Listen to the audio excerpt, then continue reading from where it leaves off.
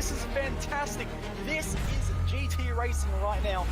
He's got traction, he's got rhythm, both of them! Maloney! Oh, he's taking Anderson. Anderson's up top. Oh my God! Oh. Big crash! Oh my goodness, half the field's gonna get rolled. It's very close. These guys are want to make their way through the field very quickly. Oh, there we go. Oh no! That's massive! This is it! This is over! I can't believe this! Oh my God! God, what? Are you new to sim racing, or maybe a veteran struggling to reach the next level? Have you ever wondered how the aliens reach impressive lap times that seem impossible to achieve? If so, you're not alone. Most drivers reach a certain level and get stuck. But getting faster on track is easier than you think. VRS coaches are some of the best sim racers in the world and offer one-on-one driver skills training at affordable rates to help new drivers learn the basics and help experienced drivers break through to the next level. Are you ready to get faster and get off the iRacing roller coaster? If so, VRS one-on-one personal training is for you. If you've invested in your equipment, it might be time to invest in yourself. Just go to virtualracingschool.com and sign up for a 30, 60 or 90-minute session with one of our world-class coaches, and you'll learn exactly what to do for faster lap times and more podiums. Are you spending a lot of time looking for setups and struggling for faster lap times? Are you tired of searching online for answers? Would you like to get setups, analysis and tutorials from some of the best sim racers in the world like Ralph Alla, Mitchell de Jong, Martin Krunker, Josh Rogers and many more? If so, virtualracingschool.com is the answer you've been looking for. VRS data packs provide hot laps from our professional coaches for you to analyse and replicate. They provide tutorials that walk you through the fastest laps and what the pros did to achieve the best times. And they provide the setups you need to ensure your car is competitive in both oval and road racing. If you're ready to get faster and reach more podiums sooner than later, just go to virtualracingschool.com and sign up for a free account today.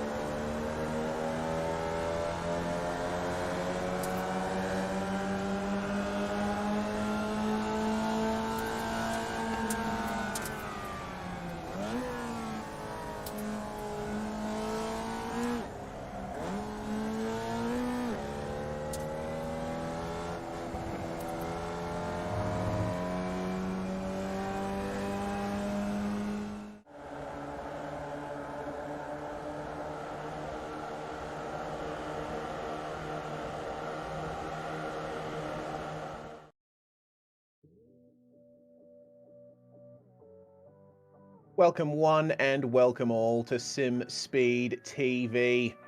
What a brilliant day this is going to be because we are back on the dirt, and this is the TRL Sim Promotions Super Dirt Shootout at Cedar Lake. Looking forward to seeing what is sure to be some fantastic racing around here at Cedar Lake Speedway, which we've seen quite a few times on SimSpeed TV now, and it always produces some fantastic events and brilliant action. My name is Reese Gardner. Alongside me is Cameron Dance and the good old Dirt team back in the box, Cam. This is going to be fantastic. This is the format for tonight. We've got 8-lap heats, 12-lap consolations, 35-lap A main here at Cedar Lake Speedway, and we've got 43 drivers from all across the dirt sim racing world ready to stake their claim. Yeah, absolutely. It's looking like it's going to be a really, really good afternoon of racing, and going to be interesting to see who's going to be coming out on top. There's a few obvious favourites, I think, that are pretty obvious as to who may or may not end up being the winners tonight, the likes of Bergeron, Tim Ryan, and a few others who are very, very quick out there tonight. So it's going to be interesting to see what's going to happen and what sort of racing we're going to get. Yeah, absolutely. There's a fantastic spread of drivers here, and we're going to take a look at where Cedar Lake is. It is in Wisconsin, just across the border from Minneapolis in Minnesota.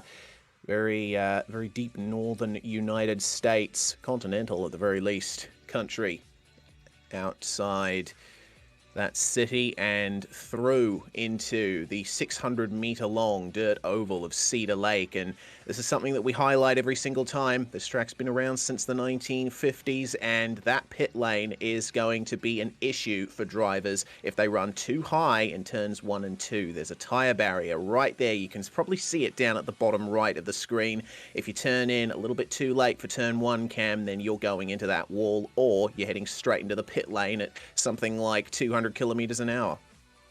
Yeah, we've seen it multiple times and over various different events as well, where drivers just clip the outside wall on the way down the front straight or on the exit of turn 1, and unfortunately they end up in a little bit of a situation where they find themselves upside down or in peculiar positions that they prefer not to be in. So it's a very, very dangerous wall is that one, and one that catches out a lot of drivers on a regular basis. Absolutely. Well, looks like drivers' briefing is over, and we've got drivers out there on the track for some practice. We've got Michael Freitag out on track at the moment with Tyson Newton, and also making their way out of the pits, the likes of Braden Miller, Lachlan Barberry, Aston Hurley, a lot of drivers that we've seen before in dirt events here on SimSpeed TV. We've got a huge cohort of Australians and Kiwis, but we've also got a few drivers from North America making their way here as well. You can see the practice session is topped by the brilliant Alex Bergeron, former iRacing World of Outlaws sprint car champion and sprint car racer in real life, as many of these guys are. We've got Bo Oldfield in the session as well for Wiobi Racing. He's strutting his stuff out there on the track at the moment, running times in roughly the low to mid 11s. Very quick track here at Cedar Lake.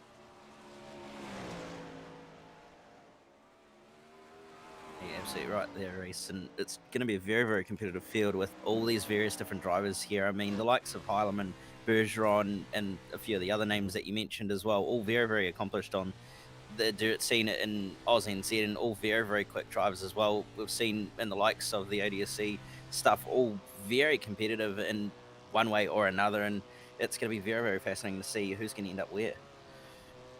Brad O'Brien here in the magnificent green OBR Sim Sports machine. He's racing with his fellow O'Brien, Cameron, who's also in this session.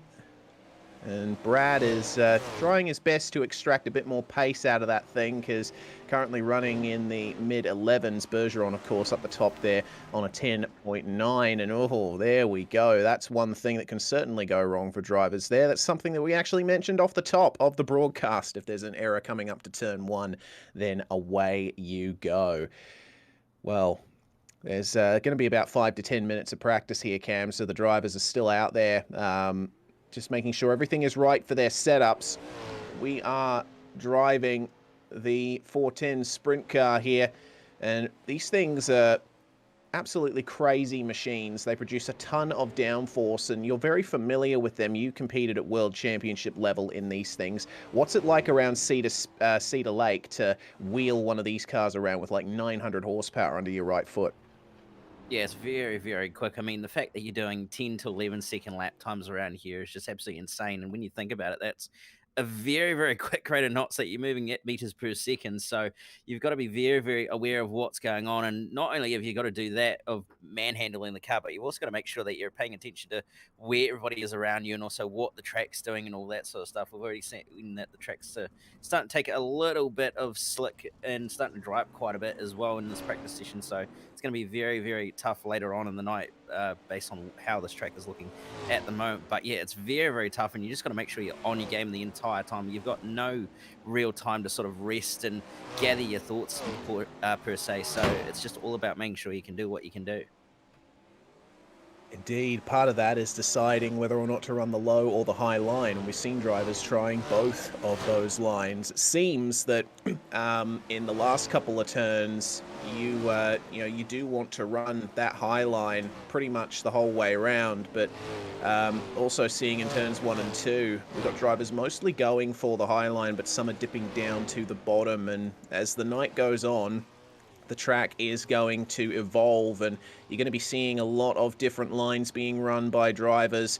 The track is being reset for the heats, so we'll see then what kind of track greets the drivers after the 5 minutes of qualifying is done. Each driver gets 2 laps to set their times here in the quick time session, and this will decide the grids for the heats. One of the first of them out, Mr. Bergeron in the ABR sprint car.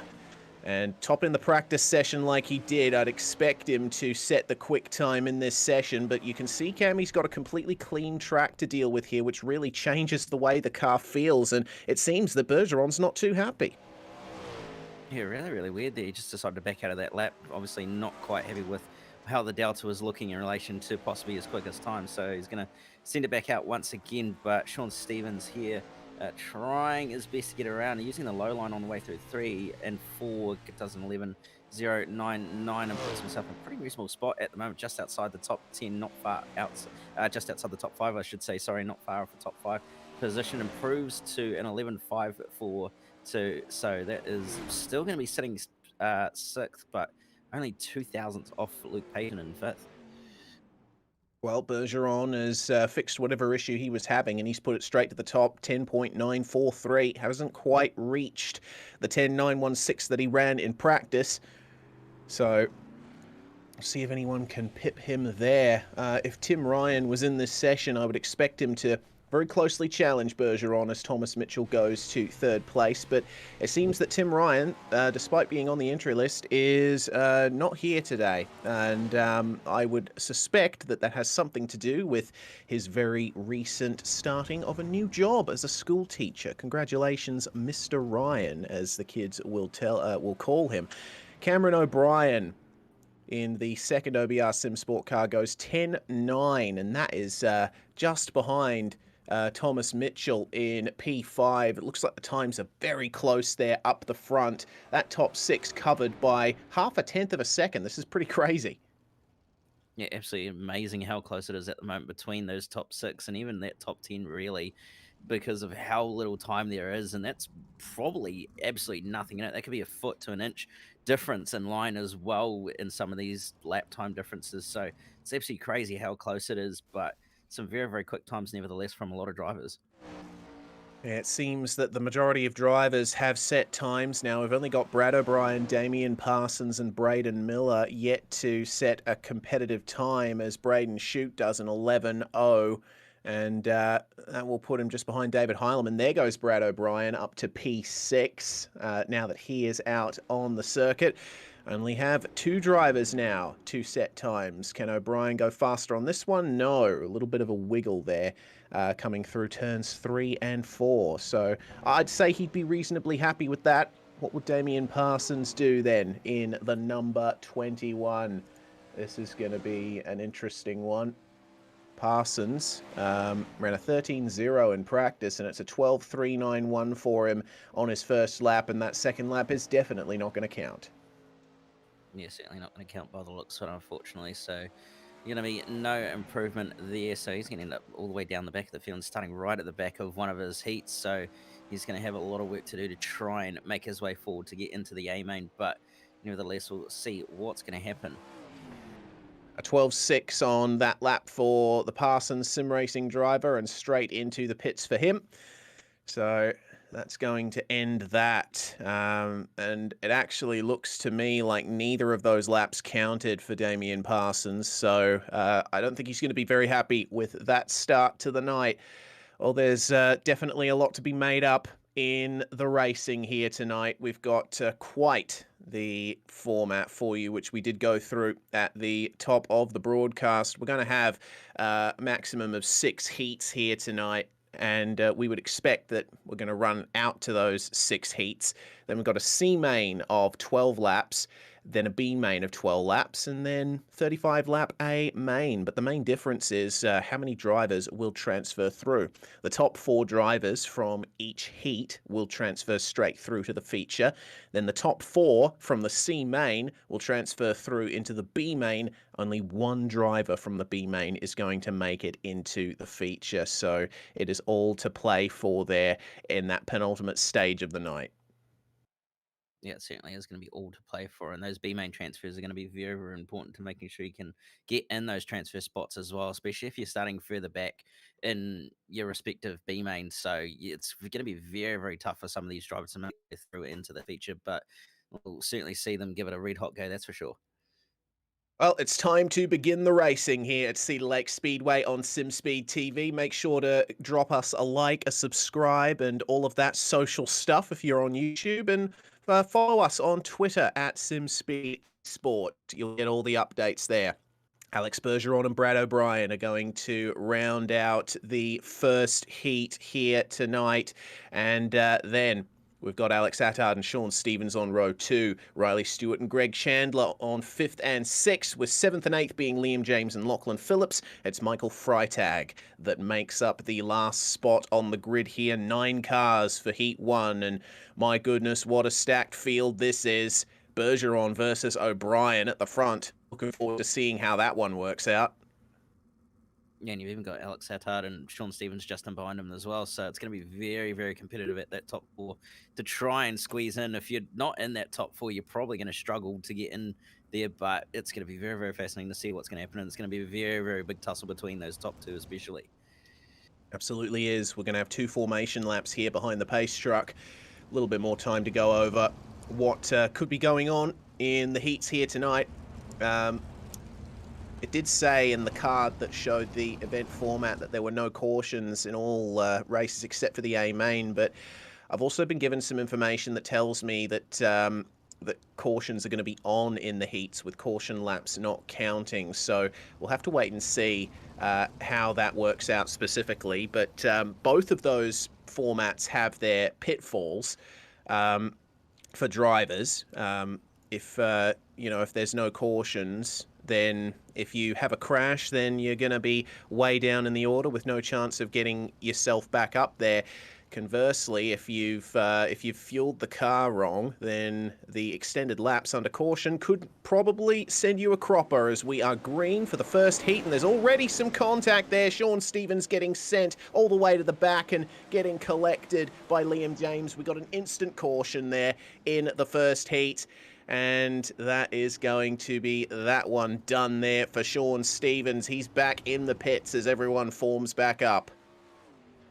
Yeah, the 2 teammates coming together, not exactly ideal at all, not what they probably will have wanted either. So unfortunately, Stevens has not had a very, very good start to his night and is going to have to go all the way through both B mains, I imagine, and starting off the back of them as well. Wow, that is a huge shame. Well, laps, of course, not counting here under caution. So the drivers will be touring around here and will reset the lap counting. But Alex Bergeron getting his night off to a good start there out in the lead. Brad O'Brien maintaining second place, Attard in third, but benefiting that incident off the start. Riley Stewart and Greg Chandler then moving up into 4th and 5th. And we'll have to keep an eye on that 4th place spot, because that is the transfer spot. And that could define whether or not a driver goes straight through to the feature or has a lot more work to do through the C and B mains. Forming up one more time. Let's see if we can get a lap of racing, a full lap under our belts here at the Super Dirt Shootout.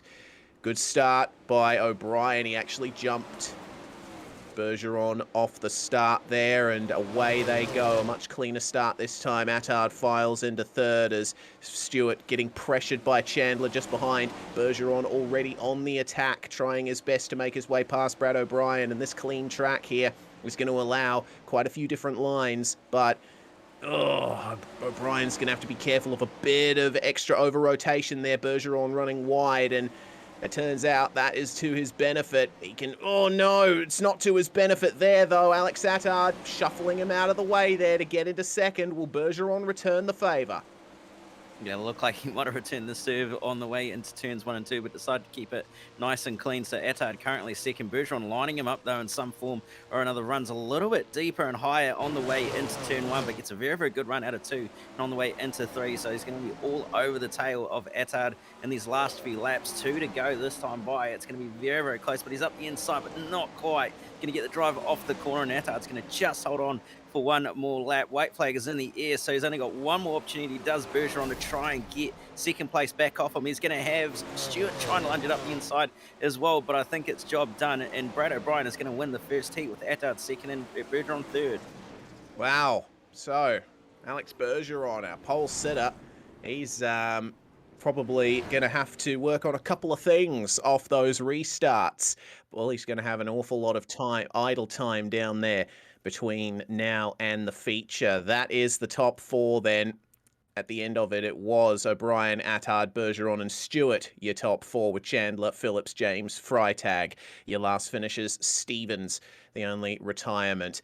Let's go then to Heat 2. It's Vince Romeo who starts on pole position. Cameron O'Brien is going to make up the front row here. Dylan DeBono and Bo Oldfield starting off row 2. Then it's Clayton Tilly and Matt Iben on the third row. Daniel Selleck and Steve Duff 7th and 8th. Final car in this heat, Braden Miller, who did not set a time in qualifying. So Braden Miller, bit of an unknown here in this field, but considering past form we've seen from him, I would expect him to work his way up a bit. Yeah, you're absolutely right. And it's going to be one of those things. There's a few drivers starting a little bit further back than they might have liked in their heat, so they've got a bit of work to do. And this fresh track probably not going to be too helpful as well. But as we get later and later into the event, it's going to be a little bit easier for some of these drivers to try and mix up their lines and see if they can make different things work. But it's going to be very, very competitive top 5, that's for sure. Absolutely. It's going to be all on for that 4th place transfer spot.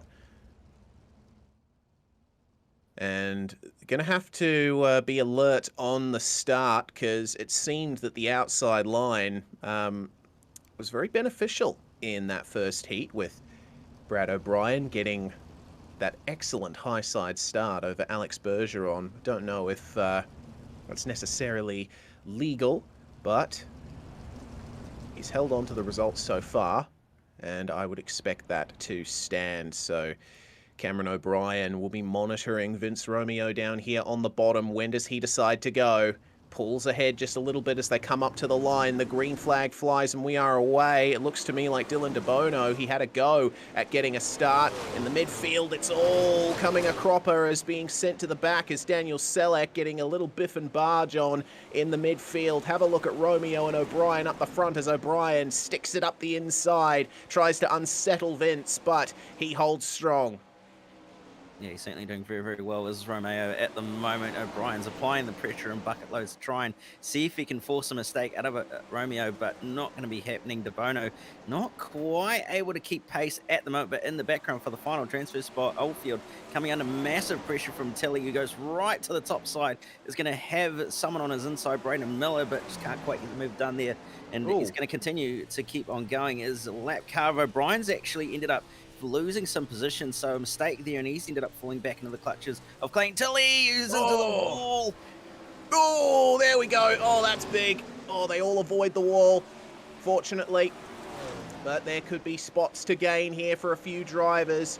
Fantastic drive by Miller. He's driven through all of this to make his way up into 4th place. It looked like O'Brien just made contact with our leader a few laps ago, and that's what sent him back. He's now in 8th position, so it's gone completely south here for Cameron O'Brien. He might have to work his way through the constellations of this white flag. Oh my goodness, big into the fence moment there for Clayton Tilly. This is going to be a tough night for him as well, but Vince Romeo manages to take victory here with DeBono, Oldfield, and Miller making up your top 4. Virtual Racing School replay of what happened here to Clayton Tilly, and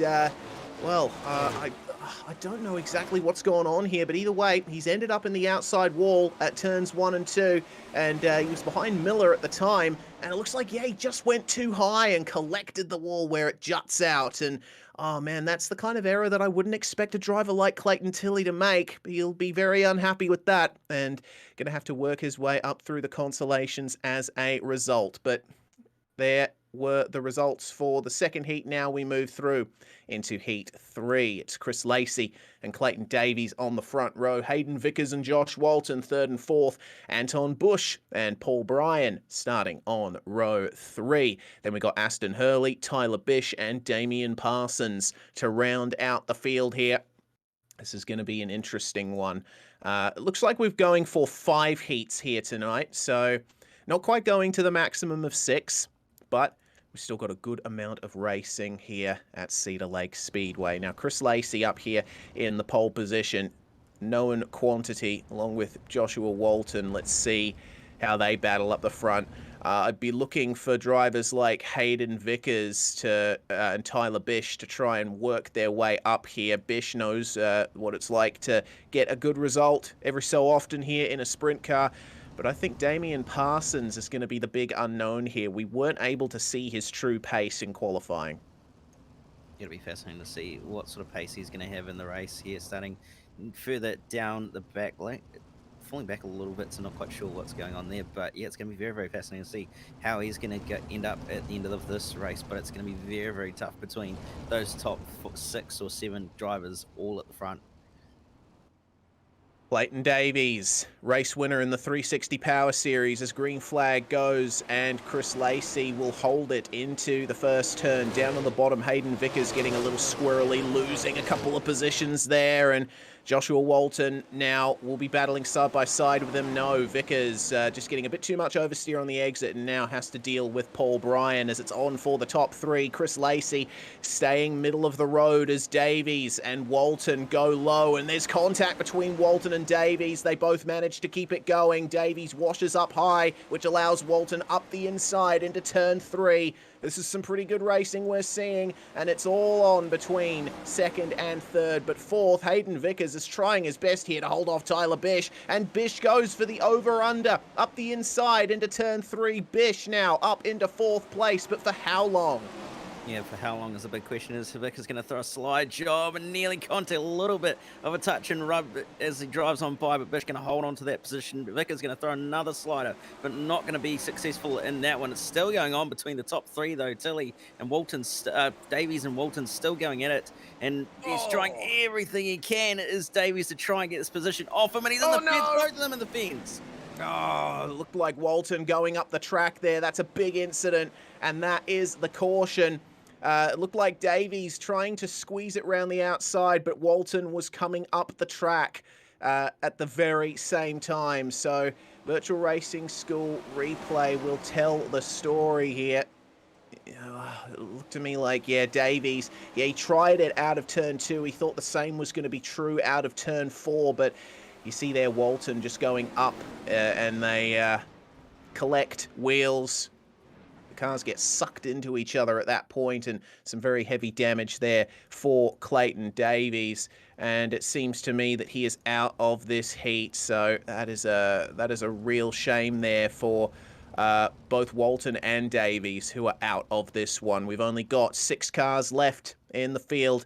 It is Lacey, Bish, Vickers, and Bryan, your top 4. And, oh man, there's already some drama going on between the drivers thanks to that incident. I mean, we do see quite a bit of aggressive racing in dirt events, just as just as a function of how dirt events work. But yeah, tempers really flare, don't they? Yeah, they certainly do, and obviously that sort of incident going to happen from time to time, and you're all racing so hard to try and gain positions as well. So it's just unfortunate that that's ended up happening, and obviously tempers are flaring a little bit in the driver's chat, but nevertheless, we're about to get back underway in racing. It's been a very, very good start, though, all heat for Tyler Bish, who's come all the way from near the back of the field as well. Green flag is in the air, and we're underway. White flag is in the air, so it's going to be a one-lap shootout when we get to the line next time by, but Tyler Bish is probably not quite going to be able to get to the lead, although he's going to give it a very, very red-hot go. Yeah, he certainly did, and looks like we are done there with that heat, with Lacey making his way across the line, and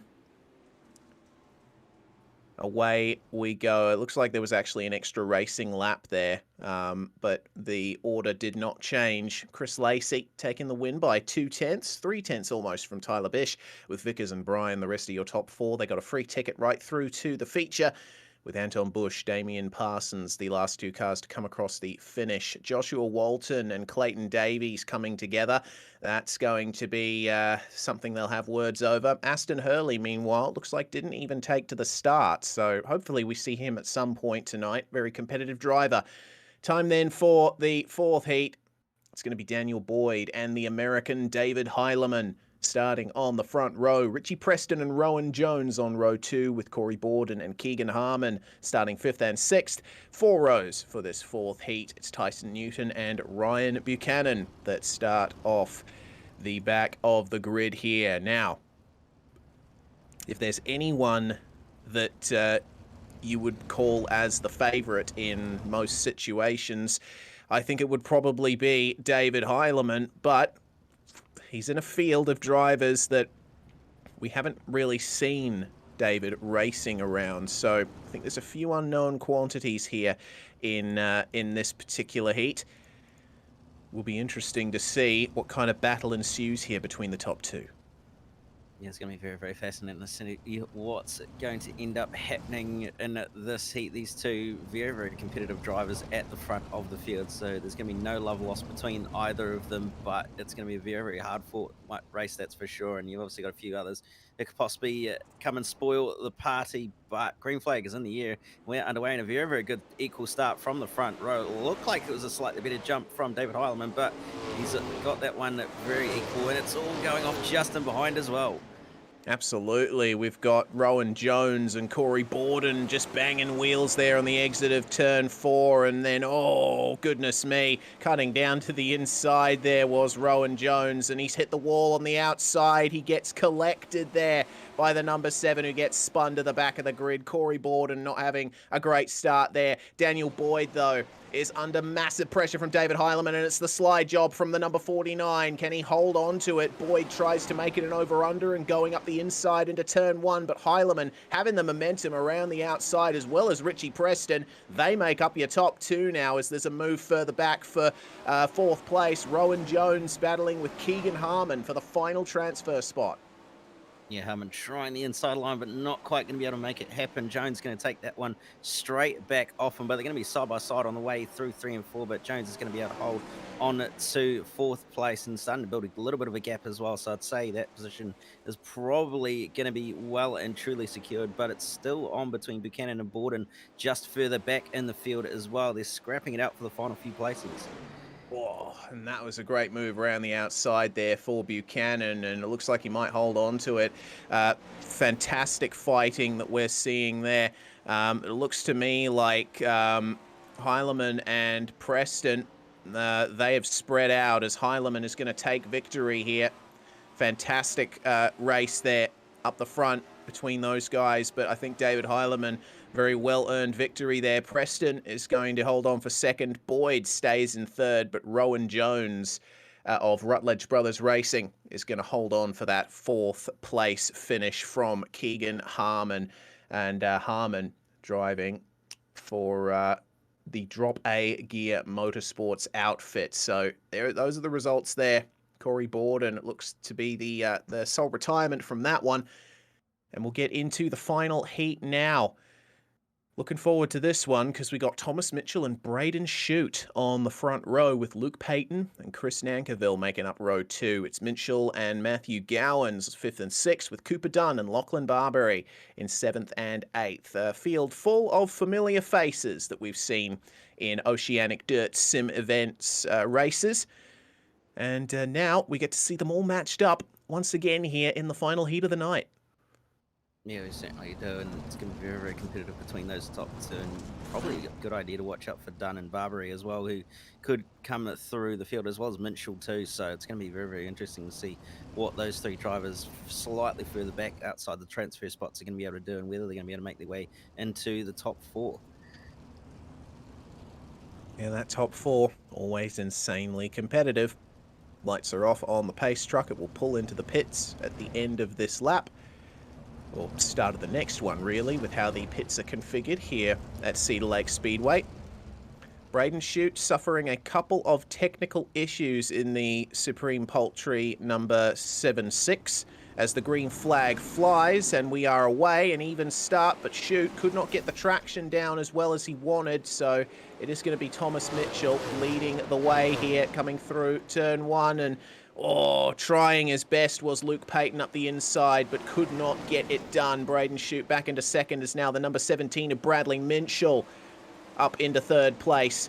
It's a fantastic drive from Bradley, just hitting the tyres on the inside. That's going to unsettle him slightly. He's not able to get up to the high side just yet, but he's going to try and work that bottom line. Braden Shute still blinking in and out of existence, which is not going to bring much confidence to his fellow competitors. But Shute is right on the back now of Thomas Mitchell. It could be on for the lead.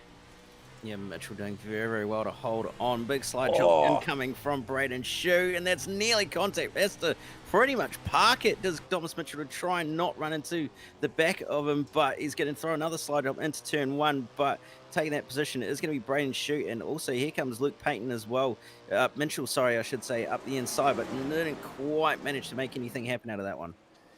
Cooper Dunn is currently battling with Chris Nankerville for the final transfer spot as they only have 2 laps to go when they cross the line. Nankerville running the high line very nicely, but Cooper Dunn seems to be looking pretty comfortable down there on the bottom. Let's see how it works out between them. It's going to be white flag for our leaders, and that's some big pressure that Dunn's being put under from Lachlan Barbery. A bit of contact there as well. For Braden Shute, though, it's going to be the final lap as it looks like Cooper Dunn has managed to get past Barbery. Shute takes victory. Fantastic stuff there with that well-executed slide job. Thomas Mitchell and Bradley Minchell complete the podium with Chris Nankerville finishing in 4th. Barbery was able to make up 3 positions to finish in 5th. Luke Payton, I think the big loser out of all of that, started 3rd, has to settle for 6th. And looks to me like Matthew Gowans taking the final position with Cooper Dunn. Unfortunately, a lap down. Something happened to him there on the final lap. By a second, Braden Shute. Once he got out in the lead, there was not much the other drivers could do. Either way, it is time to move very quickly forward to the C main. These dirt events just go off like a firecracker. Liam James and Cameron O'Brien are going to lead up the field here for the C main. Then it's Walton and Newton on row 2. We got Gowans and Freitag 5th and 6th. Then it's Matt Iben and Clayton Davies 7th and 8th. Corey Borden and Cooper Dunn 9th and 10th. The field rounded out by Sean Stevens, Clayton Tilly and Aston Hurley. And still not sure if Aston is going to make his way onto the grid. He actually has. So first time we'll be seeing Aston Hurley here tonight. Let's see how well he does, especially considering we've got quite a few fast drivers here, Cam, that did not have good heats. So there's going to be a bit of shuffling in the order, I'd imagine. Yeah, certainly going to be a few drivers wanting to try and make their way into the A main tonight with how their heats have gone, especially some of those quicker drivers who are staying down the back because of their heat results. So there'll be a few very, very pressured drivers, a number of pressured drivers, I should say, and a number of drivers who'll be wanting to move their way forward as quickly as they possibly can in this 12-lap C main, which is going to go by very, very quickly, like so Stevens, Tilly, Hurley, Davies, and a few others all wanting to try and make something happen. It's going to be 12 laps here, and it's the top 4 that transfer through to the B main. That will make up the field with the rest of the drivers who finished outside the top 4 in the heats. And then when they get into the B main, I'm going to correct myself from earlier. The format has updated. The top 4 from the B main are also going to transfer through to the feature to make up this 24-car grid. So then, pace car pulling away. Liam James is going to assume control of the field. What's going to happen here as the green flag flies? It looked like a bit of a delay there from the front row. Trying to go early was Tyson Newton and didn't get it done as there's a big crash there in the midfield. That is Corey Borden again, spun out in the opening laps. He's not going to be happy with that. As up the top, that's a big smash. We got cars up and over. Tyson Newton and Aston Hurley involved in that smash. The third car was Clayton Davies, who managed to get away with it. Yeah, he got away with that somehow. He was the third car involved and was actually kind of the car that started it all as well. As you can see, there's a lot of contact going on off the start as well in turns 1 and 2, and then through 3 and 4. You can see Tilly, Davies slowing a massive slide job, and unfortunately just not quite ending well for the other two. Yeah, it looked like he knocked the 71 into Aston Hurley there. So don't know how that's going to go down with race control, whether or not they will penalise Clayton Davies for that. It was the incident that brought out the caution, and Aston Hurley disconnecting from the server. He only got basically less than a racing lap in for today's racing. So really feel for the guy. He did not get his day off to a great start. Hopefully, if developments are to be believed at Oceanic Dirt Sim events, we might have another series starting up in the next few months. So we'll have to wait and see what they do over there, but it's a single file restart here in the TRL Super Dirt Shootout. And Liam James managing to hold on there to the lead, classified in second on track as they came across the line, but the green flag is going to fly and we are away. Straight to the inside goes Joshua Walton as Cameron O'Brien, big pressure on Liam James, the big slide job, and he manages to gain quite a bit in the entry phase of the corner, holds on to it on the exit. Liam James now having to work with big pressure from Joshua Walton from behind. There's no mirrors in these sprint cars, so you can't see what's going on behind you. You can see what's going on in front of you, and Walton has made his way by. James now is having to defend against Matthew Gowans as the caution is back out. There's been another incident out on track. It looks like Tyson Newton involved. No, Tyson Newton not involved. We did have Corey Borden, though, make his way into the tyre barrier on the outside of turns 1 and 2. So, Cameron, once again, this track taking no prisoners.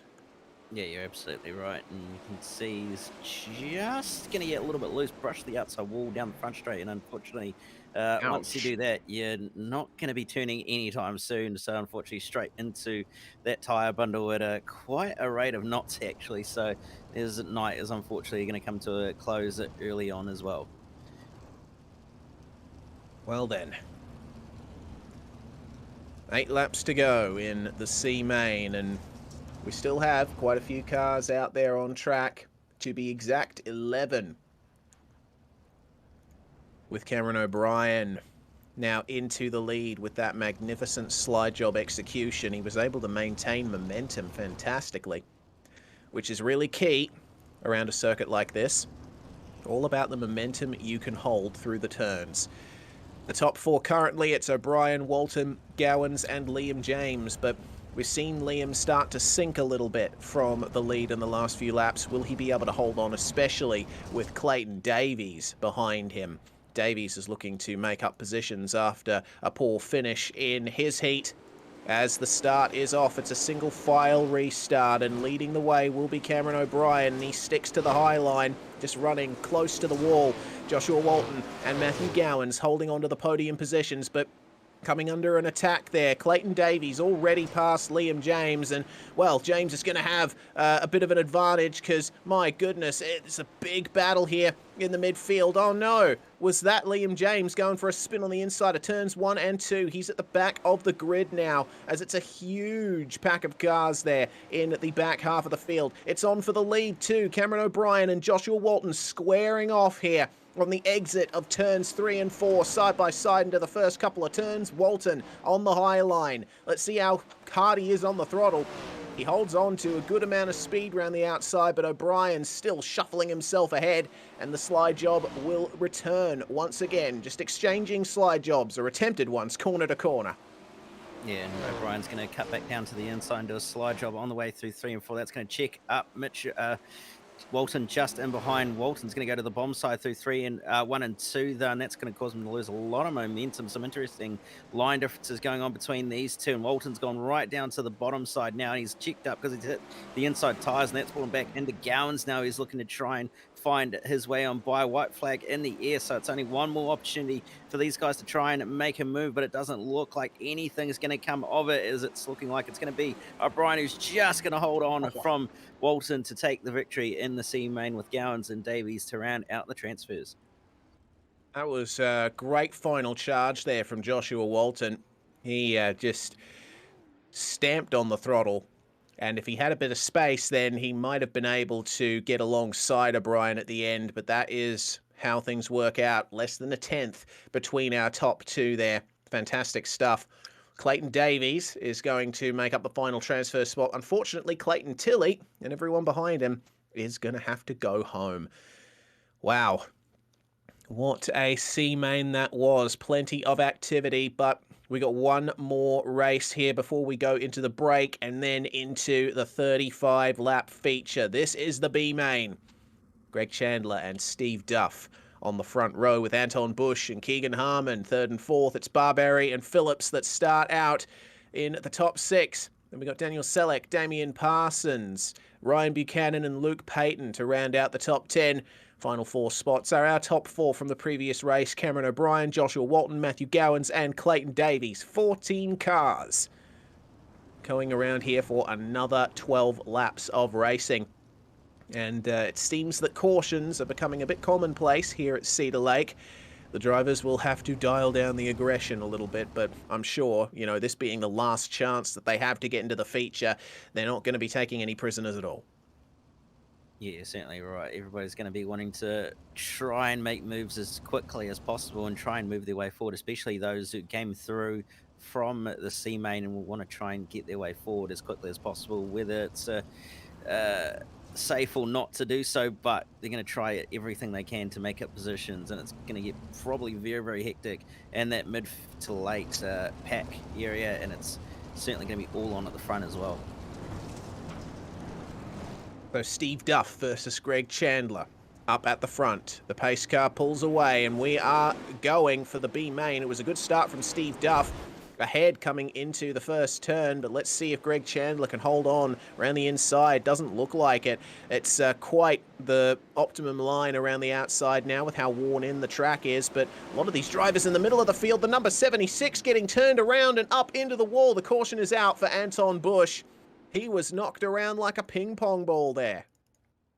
Yeah, he certainly went for a wild ride after what happened there, just making contact with, I think it was Harmon just up behind him, and unfortunately it all went down the toilet from there, and unfortunately up and into the wall very, very hard. Harmon, I think, was having to deal with Cameron O'Brien, who was coming up the track there. You see O'Brien there in the purple car. And that's partially, I think, what sent Harmon into Bush. That's a shame there for Anton, the Kiwi, down at the back of the field now as a result of all of that. Actually, looks like he's still maintained a reasonable spot. No, actually, my timing's just updated. He is down in the pits as Anton Bush, and I think that's going to be his day over. Run and done. Well, another lap here behind the pace car, and we can get going once again. Duff getting off to a great start. Yeah, certainly had a very, very good start so far to move into the lead of this race, and all he needs to do from this point is more or less just maintain the lead and hold on from Greg Chandler and co, who are all looking very, very racy, but the pace and Steve Duff's machine looks very, very good. See how good the pace is now as he's got a single file restart to contend with and gets a really good run off the line. Greg Chandler holding the inside, so is Barberry. Let's see what Daniel Selleck can do in the final transfer spot. He's got to deal with Cameron O'Brien coming up behind him. It's going to be interesting, this finish.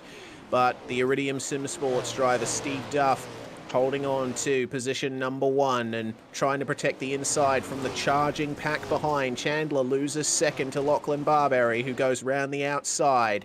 Chandler still trying to work that little strip of fresh clay down at the very bottom of the circuit. And it seems to be working out for him coming into the corners, but Lachlan Barberry continuing to secure the position round the outside. The outside very, very strong at the moment to provide a lot of momentum on the exit of the corner. But like you said, that inside line is very, very good on the way in. So it'll be interesting to see if anybody can make that bottom side work later on. But all single file at the moment at the front of the field, trying to just maintain position and not lose anything. But Selleck coming under pressure from Cameron O'Brien further back as well for the final transfer spot. As O'Brien nearly makes contact, it goes down to the inside through 1 and 2. Going to get very, very good drive off the corner and going to send a slide job on the way through 3 and 4, but Selleck going to drive it off the top and down to the bottom. He's going to throw a slide job on the way into 1 and 2 and drive it off the top, but they've also got Walton in there as well, who's trying to find a way on by as well. So the 3-way scrap for the final transfer spot. This is fantastic to see. There was also an incident further back in the field which has resulted in Ryan Buchanan retiring from today's racing. But have a look at this. Cameron O'Brien has got the double pressure up here. Walton and Selleck inside and outside. It's a good run from Joshua Walton down low. He can't hold on to it though. Well, he can, but it's going to be tough to make his way past because O'Brien continuing to use that outside line as there's a white flag, and Walton, it looks like, has secured that position. There's contact between O'Brien and Selleck, and O'Brien locking wheels up into 4th spot now. 5th spot, sorry, Clayton Davies, as the checkered flag flies. It's Duff, Barberry, Chandler, and Walton, your top 4. Davies just missing out there by 1.4 seconds on continuing his night. Another chaotic B main that we've had here. Steve Duff and Lachlan Barberry, it was only 0.03 of a second between them at the line. What a fantastic finish that was. Chandler and Walton, your top 4. Everyone else, unfortunately, going home. And I think Cameron O'Brien is going to be disappointed with that. You know, he was working his way up very well, but if it weren't for that contact, he might have been in contention for that transfer spot. Either way, we start to move now into the final stage of the night. There's a bit of extra practice going on out there, but the drivers are in their 4-minute warm-up, which means we have an opportunity to step aside here at SimSpeed TV. The track has been reset for the A-Main, and the drivers are just working it in. We'll be back very shortly here to bring you the final race of the night here in the TRL Super Dirt Shootout.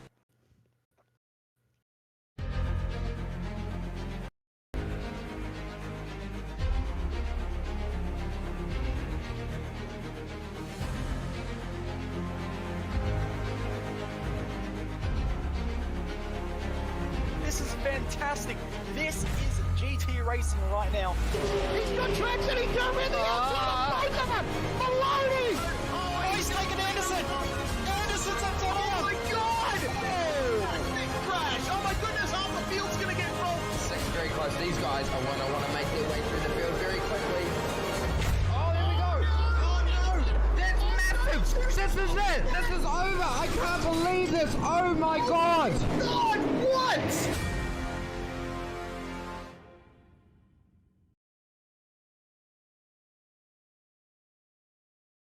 Are you new to sim racing, or maybe a veteran struggling to reach the next level? Have you ever wondered how the aliens reach impressive lap times that seem impossible to achieve? If so, you're not alone. Most drivers reach a certain level and get stuck. But getting faster on track is easier than you think. Vera's coaches are some of the best sim racers in the world, and offer one-on-one driver skills training at affordable rates to help new drivers learn the basics and help experienced drivers break through to the next level. Are you ready to get faster and get off the iRating roller coaster? If so, VRS one-on-one personal training is for you. If you've invested in your equipment, it might be time to invest in yourself. Just go to virtualracingschool.com and sign up for a 30, 60 or 90-minute session with one of our world-class coaches, and you'll learn exactly what to do for faster lap times and more podiums.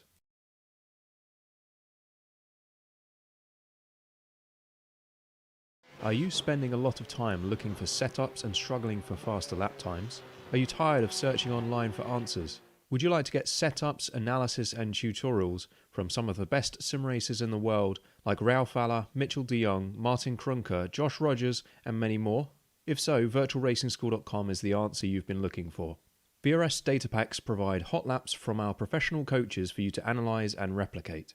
They provide tutorials that walk you through the fastest laps and what the pros did to achieve the best times. And they provide the setups you need to ensure your car is competitive in both oval and road racing. If you're ready to get faster and reach more podiums sooner than later, just go to virtualracingschool.com and sign up for a free account today.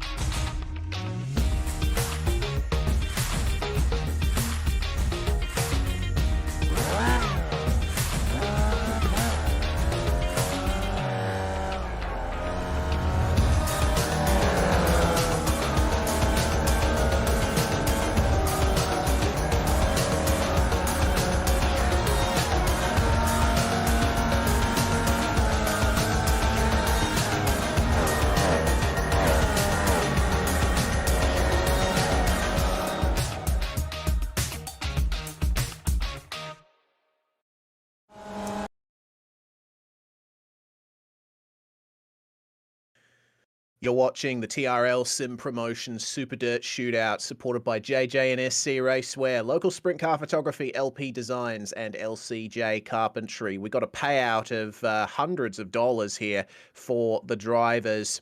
Based on 47 entries, it'd be a payout of 800 Australian dollars. A few less drivers than that here tonight, which means I think it's certainly going to be over 700. Divvied out to the drivers here tonight. Looking forward to seeing who is going to take the spoils of victory here at Cedar Lake Speedway. If you're just joining us, I'm Reese Gardner, and it's Cameron Dance alongside me with Scott Fountain on production. And Cam, most of the night has been run, done, and won, but we've still got 35 race laps here at Cedar Lake with Brad O'Brien here on the front row with Vince Romeo. It's Chris Lacey and David Heileman up on the second row here with Braden Shute and Alex Attard rounding out the top 6. Dylan DeBono and Tyler Bish 7th and 8th. The top 10 rounded out by Richie Preston and Thomas Mitchell. Alex Bergeron and Bo Oldfield rounding out the top 12. Bergeron's going to be one of those drivers with a lot of work to do here. Yeah, he certainly is going to have a lot of work to do, but the rest of your field is going to follow as suit with Vickers, Boyd, Minshall, Stewart, Miller, Paul, Bryant to round out the top 18. Then you go down to Rowan Jones, Chris Nankerville, Steve Duff, Longcliffe Barberry, Craig Chandler, and Joshua Walton to round out the 24-car field from the transfers of the B-Main. All right.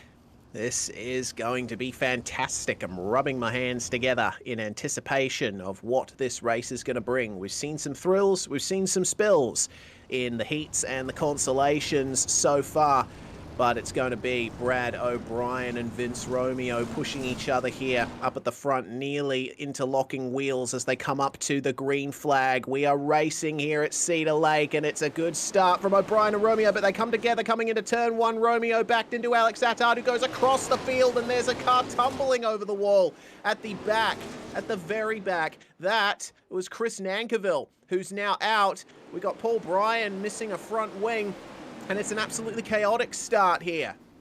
Yeah, it certainly is a very, very chaotic start. And you can see the Nankerville just ending up over caution's the fence. out. Another one.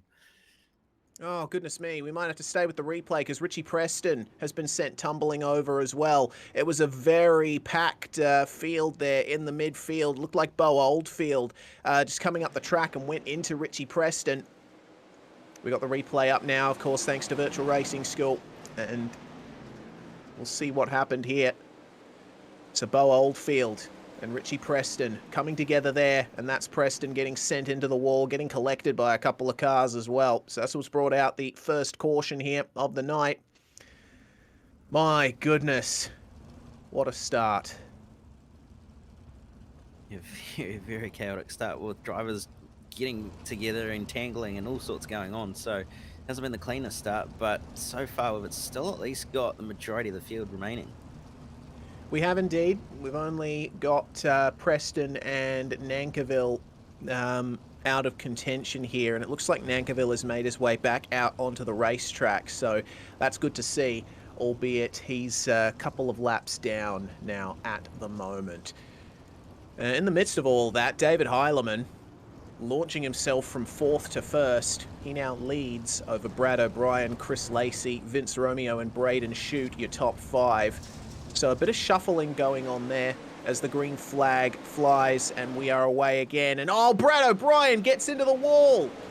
He gets into the wall in turns 1 and 2. That was a huge hit. He's been forced way back in the field. The caution is out once again for a different incident. Yeah, another caution, unfortunately, due to something that's gone on further back in the field. Someone off, quite sure who it was. I think it was Bo Oldfield involved in that one as well.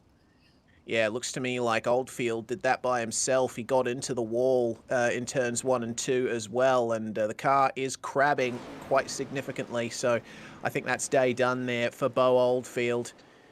There's no way he'll be able to get that car to the finish in that condition. You can even see it, you know, when you're watching him go around. The car is just pointed towards the inside of the track at all times. So he'll retain his position, but will he be able to complete some race laps with that? He evidently hasn't gotten the meatball. Well then, let's see how he holds on as the start is going to form up here once again. Starts have been single file since the caution came out so early. And David Heilemann is going to have all the pressure on him here with Brad O'Brien behind, but we know how good Heilemann is as a competitor. He's competed at World Championship level as well, so he should be able to nail this start, and we are away.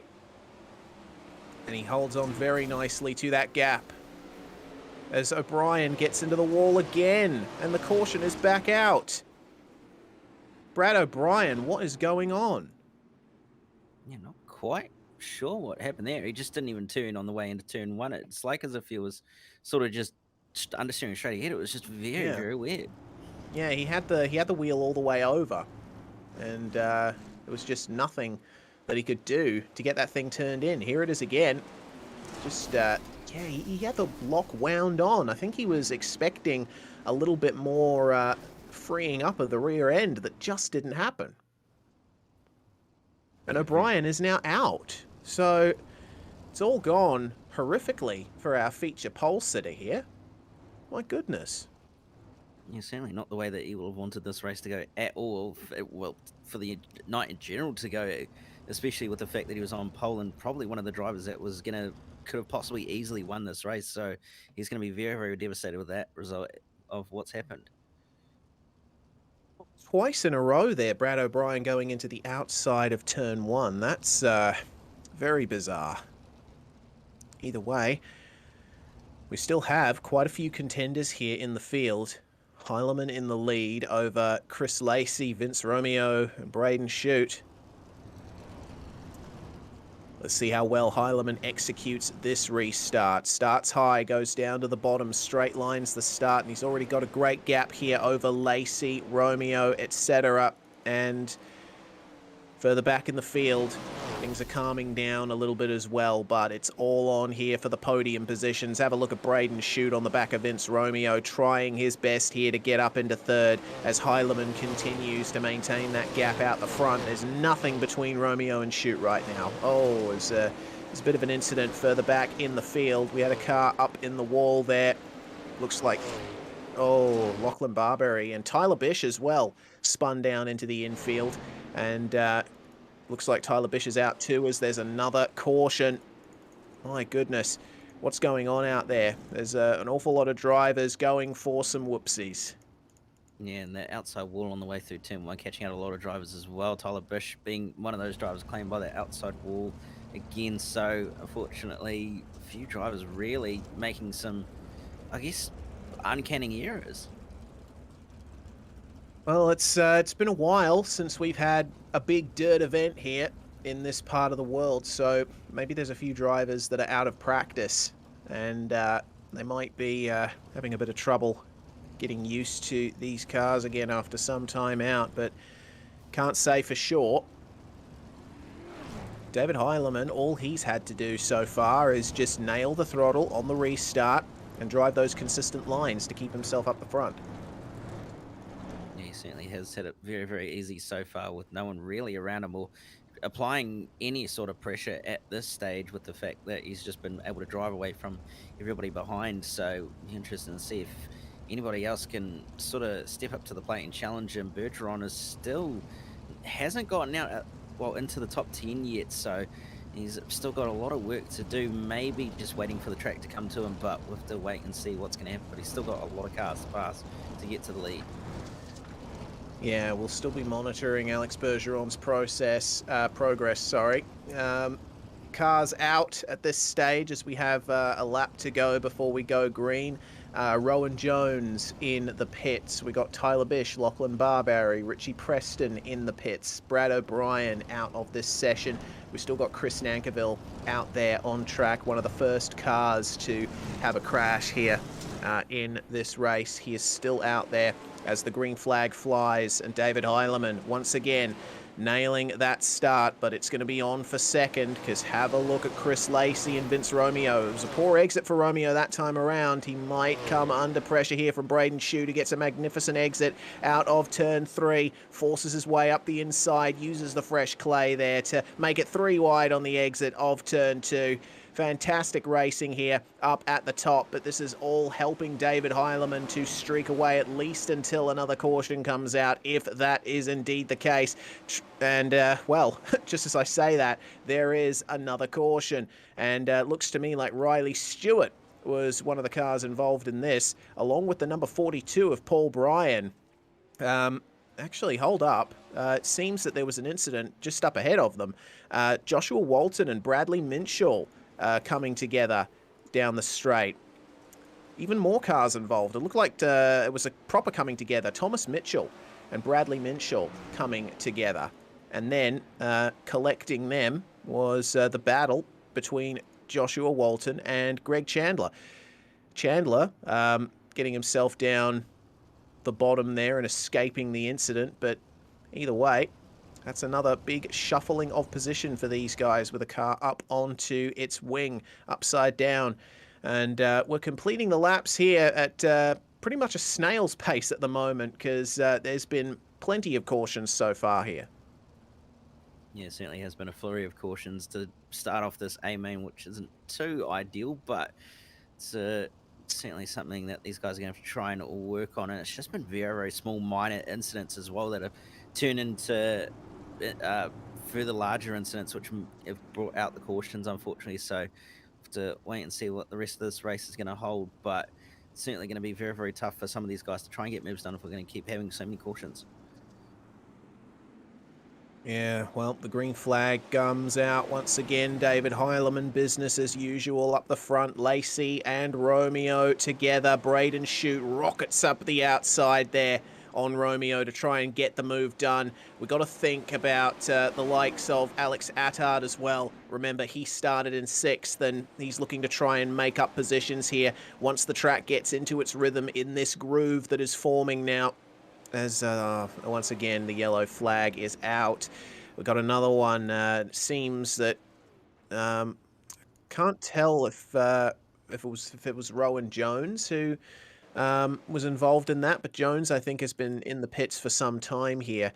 Either way, there's been an incident out on track, and once again, Seems that we having a bit of a pause to proceedings, and I'd like to see some actual racing, Cam, because it looks like we're always on the verge of getting some, and then the yellow flag comes out.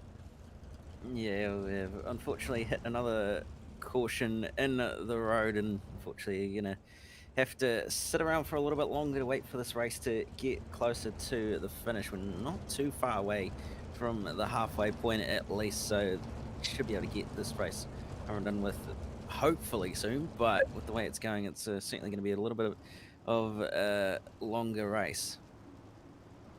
Indeed it shall, and well, it's very much a stop-start affair for the drivers up at the front, but I think for Braden Shoot, he'll be happy that he's worked his way up into third now, having made his way past Vince Romeo.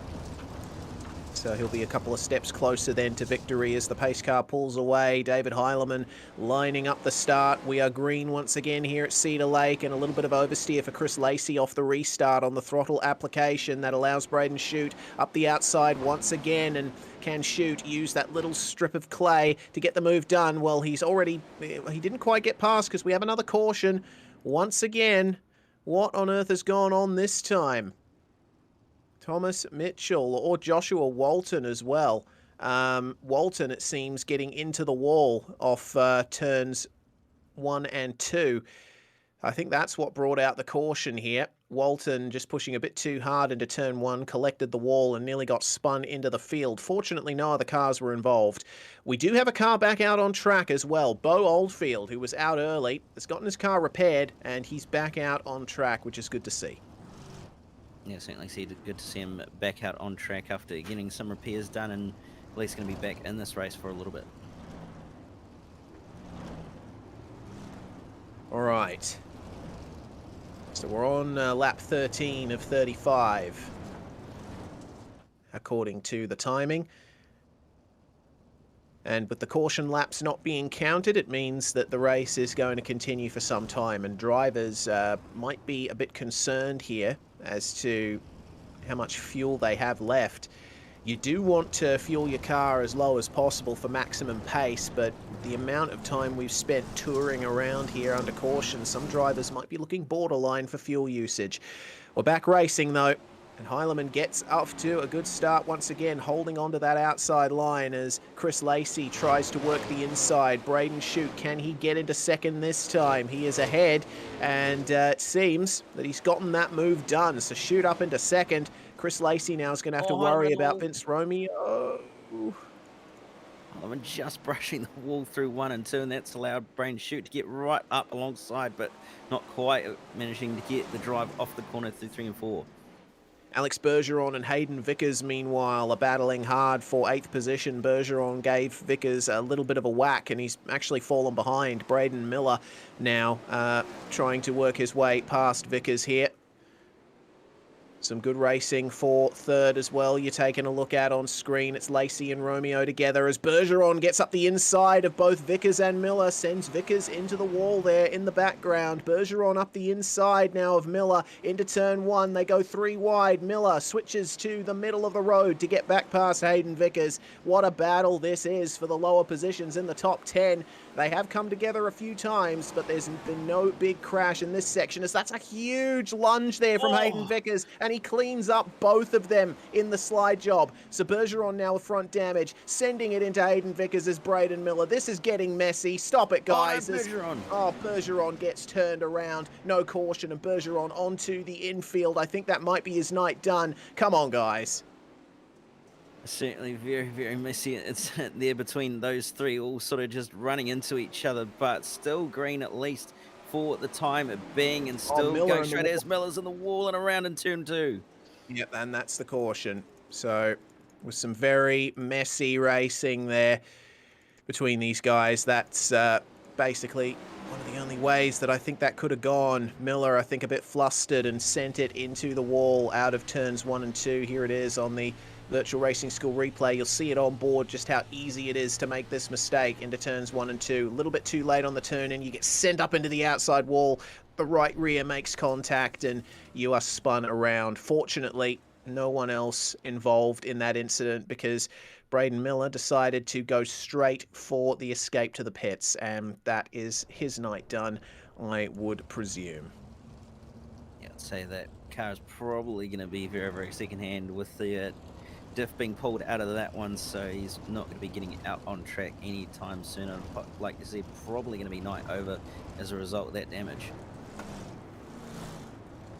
Well, at the very least, you could say it's been hard racing out here at Cedar Lake. I think some of the drivers will say that that's being a little bit too polite. It's certainly been a chaotic one out there in the TRL Super Dirt Shootout. But David Heilemann has risen above it all to continue leading as we go green once again. To the inside they go. What can Braden Shoot do here versus the American? Have a look at the run that Shoot is getting there on the outside. He seems very comfortable running close to the wall. Heilemann in the Slick Sim Sports Wall Street Bets machine trying his best to hold on to that momentum, but he feeds it into the wall just a little bit. He keeps the momentum up, though, to fend off against Shoot side by side for the lead. Fantastic racing in those last couple of laps as there's more moves a little bit further back. It looks like Daniel Boyd along with Vince Romeo and Alex Attard all together here, and have a look at the run there from Daniel Boyd as the yellow flag is out once more. Something's gone on there. It's Bo Oldfield that's come a cropper, and it seems a couple more cars involved as well. I'm going to take a look at this. Oldfield just going straight into Joshua Walton on the inside and smashing him around. Got collected by, it seems, Bradley Minchell. Yeah, a few involved in that little incident. We'll get a replay to see what's happened here, and he's just driven it really deep and hit into the side of him, and unfortunately Nankerville and Minchell getting involved in that out of nowhere as well. Oh, goodness me. I think there's going to be a lot of unhappy drivers after this event. Just seems that, you know, there's a little bit of a lack of patience out there. Maybe just, you know, trying to force cars into gaps that they don't really belong in. Not too sure what to say at this point, because, I mean, we have been completing laps now at a steady pace, but I think with all these breaks in the action, the drivers might be getting a little bit amped up here. They just want the race to get done. The longer we're here, the longer the pain extends for some drivers. Yeah, and certainly the further the frustration builds for some of these drivers as well. But green flag is back in the air for, once again, another time to get off the restart. Very good start from David Heilemann, and not too bad from Braden Shoot. It gets a little bit loose, though, on the way out of turn 2 from running right down on the bottom. Chris Lacey trying to make that bottom side work as well through 3 and 4, but it's not quite working in his favour now, as DeBono is going to be right on his tail trying to get around the outside. Oh, goodness me, DeBono. There's a bit of an oversteer moment for Chris Lacey in the mid-corner, which allows DeBono by and into third for the briefest of moments.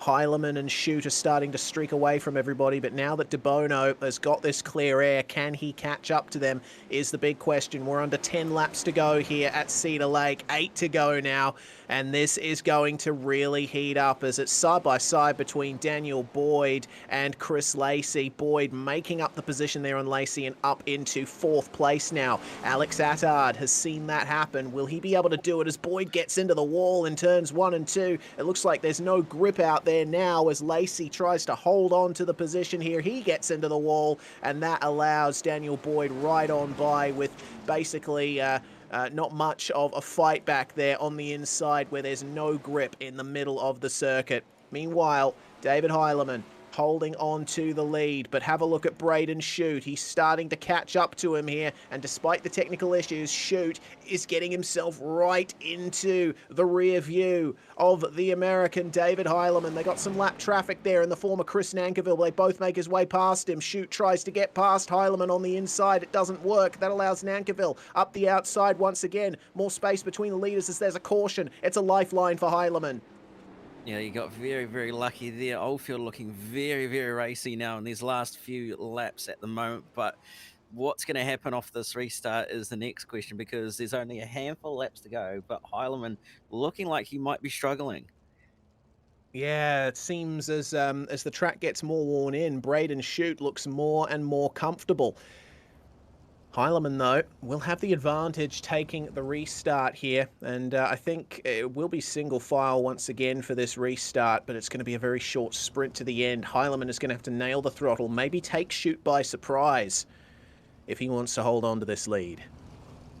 Yeah, he's going to need to do something to try and catch Braden Shute off guard and try and get a little bit of a gap so he doesn't have to worry too much about Shute making a move early on in these last few laps as well. Lap to go here behind the pace car, and we will get a finish in the TRL Super Dirt Shootout here at Cedar Lake Speedway. First dirt event we've broadcasted in a while here on SimSpeed, with these drivers at the very least. Last time we broadcast dirt was the Chili Bowl round of the International Majors Series. Let's see then what David Heilemann can do in these last 4 laps of the race. Off to the restart. They cross the line. Braden Shute. Another technical issue, another little flash. De Bono holding on to 3rd place as Daniel Boyd holds on to 4th. 2 laps to go now for our leaders. David Heilemann has got the world ahead of him, but Braden Shute up the inside. There's the slide job as the white flag flies. Heilemann up the inside, holding on to the very bottom line. Fresh clay on the inside. Does it help him? No. Too much oversteer, and that allows Braden Shute by. The number 76 is going to come home to win the TRL Super Dirt Shootout. Fantastic job from Braden Shute. From 5th place to 1st. Daniel Boyd from 14th to 4th. Greg Chandler from 23rd to 6th. There's been some huge movers in this field, but it seems that Braden Shute is going to be the one taking all the spoils of victory, the biggest cut of the prize money here at the TRL Super Dirt Shootout. David Heilemann probably be a little disappointed there with there being down on the inside and suffering that oversteer, that traction loss. But Braden Shute, his eyes are glowing, his car is glowing as he pulls into victory lane here at Cedar Lake. And, well, what more can you say? What a drive. Yeah, very, very good drive, especially really late in the race to be from so far back and probably not really looking like much of a threat to suddenly taking the win on the very, very last lap when it counted. So very, very good win from Braden Shute in the end. It was just under a second between Shute and Heilemann at the finish. De Bono, great charge through to 3rd place. He raced clean, he raced well. Daniel Boyd, again, making up 10 positions there to finish in 4th, and Lacey rounding out the top 5. Greg Chandler coming home in 6th place after starting outside the top 20. A very strong drive there from the 094. Alex Attard loses a position to finish in 7th. Vince Romeo, despite starting on the front row, couldn't quite take advantage and has to settle for 8th at the end. Steve Duff comes home in 9th place, and it's Hayden Vickers who rounds out the top 10. Then you're going to go over the page, and Paul Bryan's going to come home in 11th. Mitchell 12th with Stewart 13th. 14th, Joshua Walton ahead of Alex Bergeron, and 15th is going to be the last car on the lead lap. Chris Nankerville 1 lap down in 16th, and you go back to retirees of Bo Oldfield, Brandon Miller, Thomas Mitchell, Rowan Jones, Tyler Bish, Lachlan Barbary, Brad O'Brien, and Richie Preston round out the 24-car field. Yeah, well, what could have been if Brad O'Brien had not had that appointment with the outside wall in 1 and 2? We might have seen a very different face to this race. But the racing action all done now, and we'll wait now for the drivers to come in for interviews here. We will be we'll be looking to interview the top 3. And I'm very interested to speak to Braden Shute and David Heilemann, because they were right up there battling hard in those final few laps.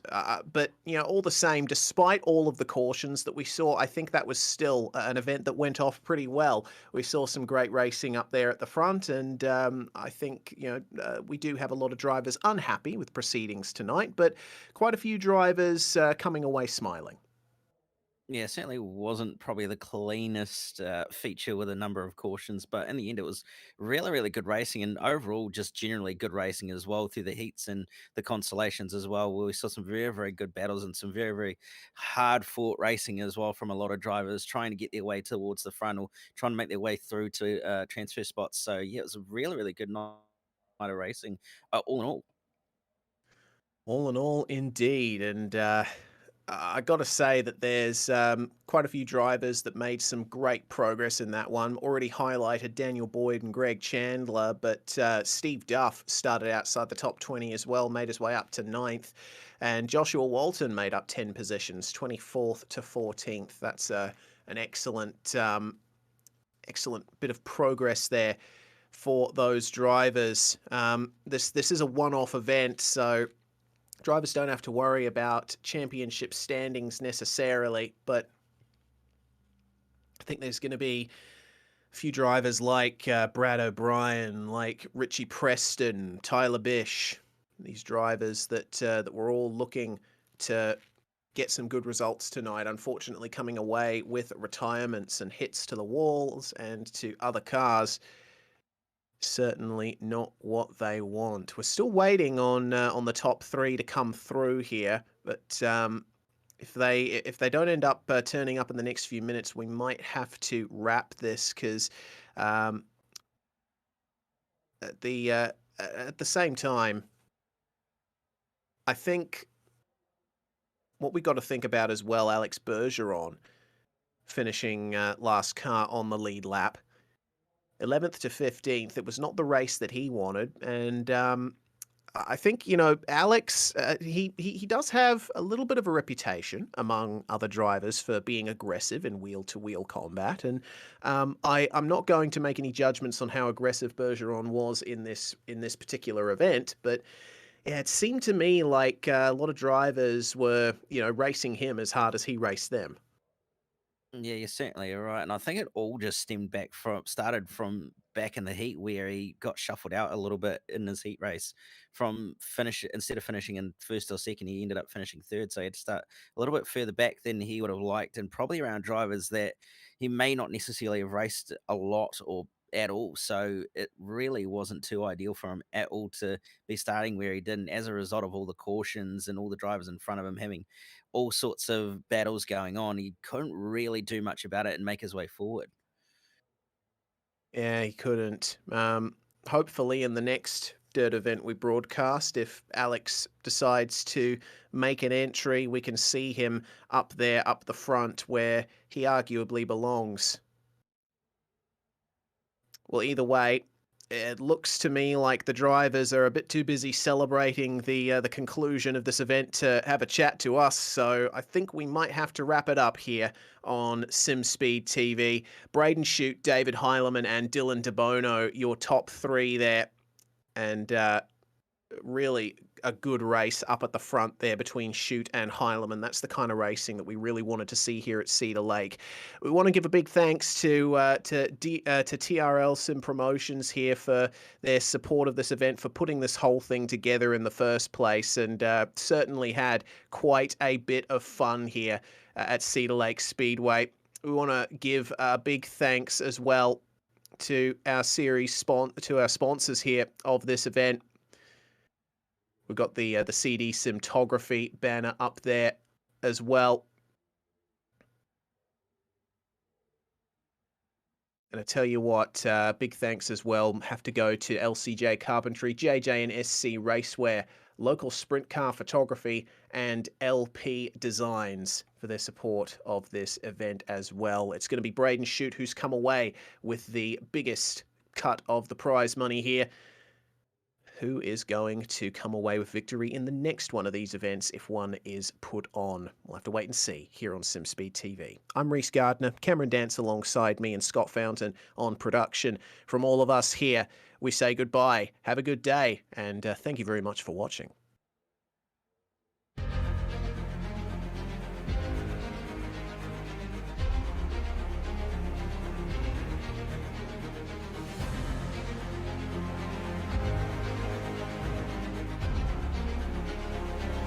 This is fantastic.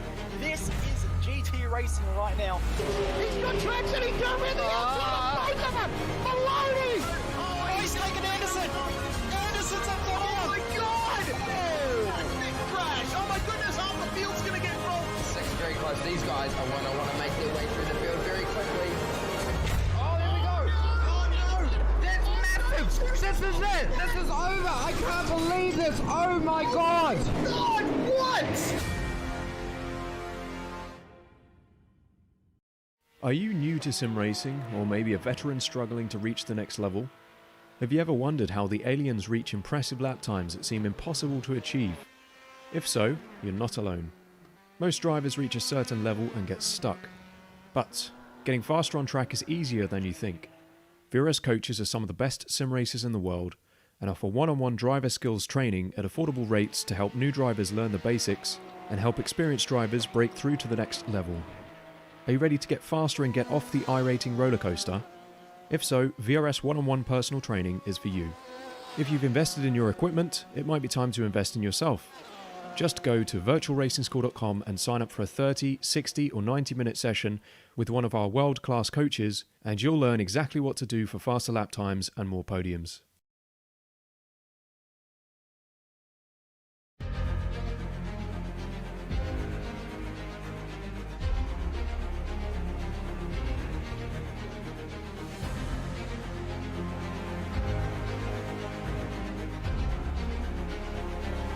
This is fantastic.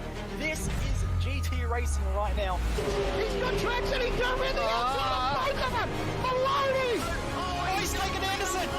Anderson's up there. Oh my God. Oh, big crash. Oh my goodness, half the field's going to get rolled. Six very close. These guys are want to make their way through the field very quickly. Oh, there we go. Oh no, that's massive. This is it. This is over. I can't believe this. Oh my God. God, what?